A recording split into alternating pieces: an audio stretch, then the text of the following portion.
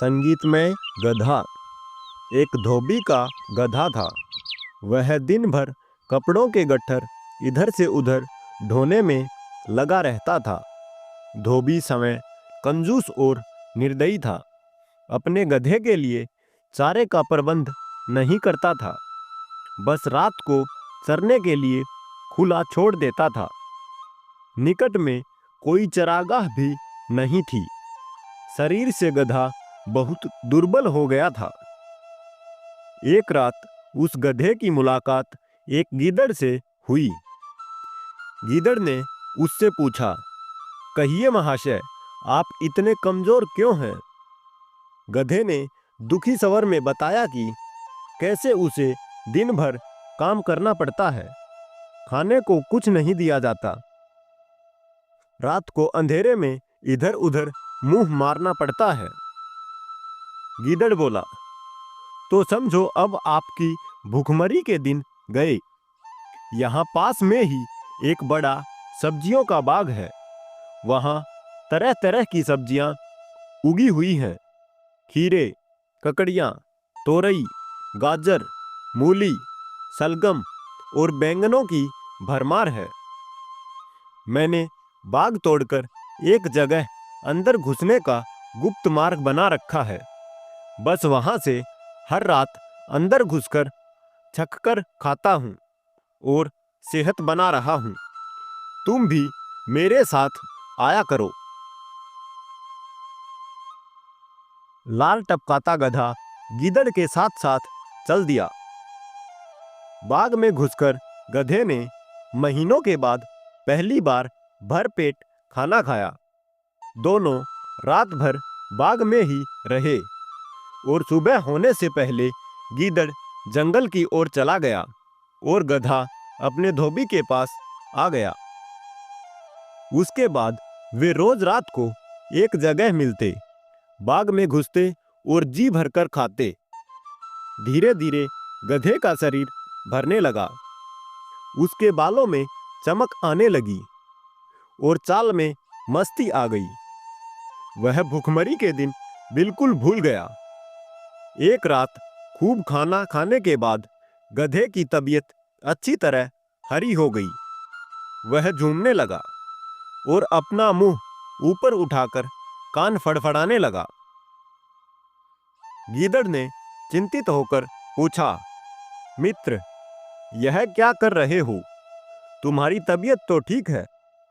गधा आंखें बंद करके मस्त स्वर में बोला, मेरा दिल गाना गाने का कर रहा है। अच्छा भोजन करने के बाद गाना गाना चाहिए। सोच रहा हूं कि ढेंचू राग गाऊं। गीदड़ ने तुरंत चेतावनी देते हुए उसे रोकने की कोशिश की। कहा, नहीं नहीं, ऐसा मत करो गधे भाई। गाने वाने का चक्कर मत चलाओ। यह मत भूलो कि हम दोनों यहाँ चोरी कर रहे हैं। मुसीबत को न्योता मत दो। गधे ने टेढ़ी नजर से गीदड़ को देखा और बोला, गीदड़ भाई, तुम जंगली के जंगली ही हो। संगीत के बारे में तुम क्या जानो? गीदड़ ने हाथ जोड़े, मैं संगीत के बारे में कुछ नहीं जानता, केवल अपनी जान बचाना जानता हूं। तुम अपना बेसुरा राग अलापने की जिद छोड़ो, उसी में हम दोनों की भलाई है।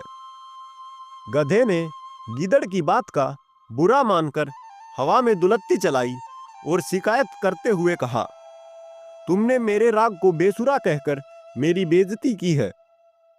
हम गधे शुद्ध शास्त्रीय लय में रेखते हैं, वह मूर्खों की समझ में नहीं आ सकता। गीदड़ बोला, गधे भाई, मैं मूर्ख जंगली सही, पर एक मित्र के नाते मेरी सलाह मानो।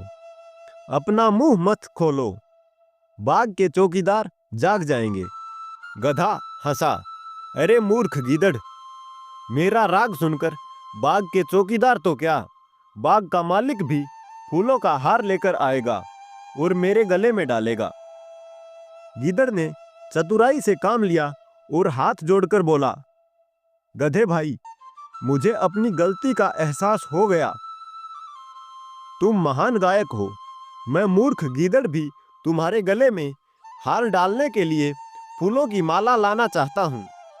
मेरे जाने के 10 मिनट बाद ही तुम गाना गाना शुरू करना, ताकि मैं गायन समाप्त होने तक फूल मालाएं लेकर वापिस आ सकूं। गधे ने गर्व से सहमति में सिर हिलाया। गीदड़ वहां से सीधा जंगल की ओर भाग गया। गधे ने उसके जाने के कुछ समय बाद मस्त होकर रेंकना शुरू किया। उसके रेंकन की आवाज सुनते ही बाग के चौकीदार जाग गए और उसी ओर लठ लेकर दौड़े जिधर से रेंकने की आवाज आ रही थी। वहां पहुंचते ही गधे को देखकर चौकीदार बोला, यही है वह दुष्ट गधा जो हमारा बाग चर रहा था। बस सारे चौकीदार डंडों के साथ गधे पर पिल पड़े। कुछ ही देर में गधा पीट पीट कर अधमरा कर दिया।